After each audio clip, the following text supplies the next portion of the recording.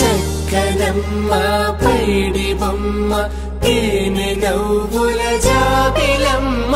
లేని సాకులు చెప్పకమ్మ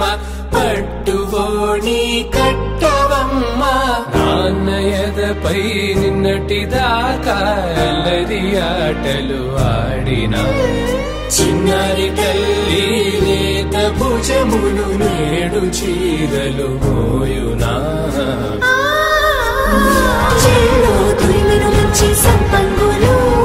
మేలో మిలమిల మెరిసే హారములు అల్లో నీరెలంటే ఆ కన్నులు అమ్మ ఒళ్ళో కంటాయంట తన కలను